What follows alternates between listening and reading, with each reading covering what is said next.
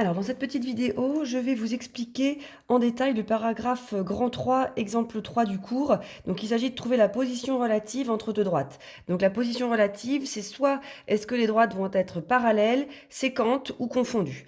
Donc là, dans l'exemple 3, elles sont séquentes, hein. Donc, comment le voir clairement? Donc, on a deux équations cartésiennes qui sont celles que j'ai prises exactement dans le cours.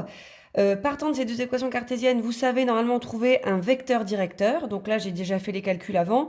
Donc là, pour le trouver, je prends deux points, un point A, un point B à chaque fois dessus, et je calcule le vecteur AB en coordonnées. Donc là, j'ai 1, 5 comme vecteur directeur de T1, et j'ai 1, moins 2 comme vecteur directeur de D2.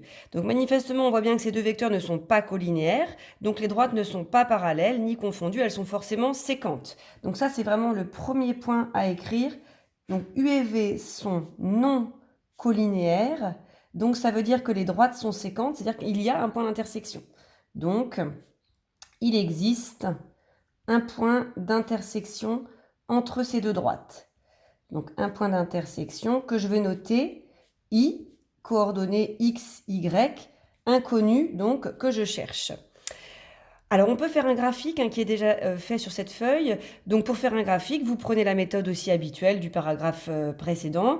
Vous avez l'équation cartésienne, vous prenez deux points qui sont dessus, vous les placez et vous tracez votre droite. Donc là, D1 est une droite qui va être montante. En effet, son coef directeur est de 5, comme on peut le voir ici, donc elle est bien montante. Alors que D2, elle va être descendante, coefficient directeur de moins 2. Donc, j'ai tracé ces deux droites. Donc, je peux déjà visualiser où va se trouver le point d'intersection.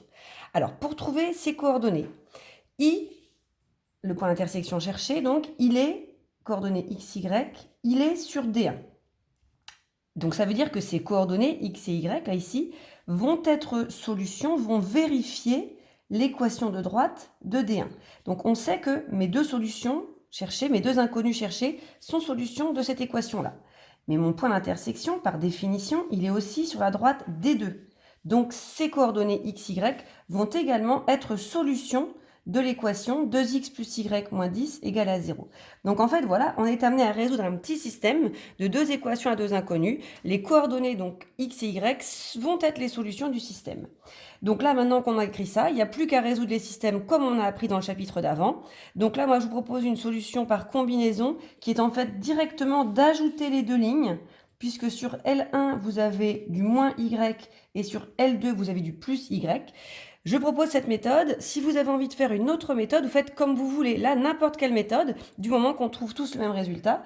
Donc l'intérêt, quand j'ajoute tout, ça me fait 7x.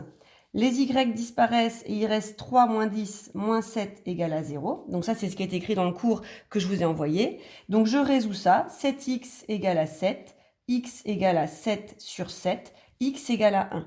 Et donc après, pour avoir y, il suffit de remplacer x par 1 dans une des deux équations. Donc je prends la première. Ça fait donc 5 fois 1 moins y plus 3 égale à 0. Donc 5 moins y plus 3 égale à 0. 8 moins y égale à 0.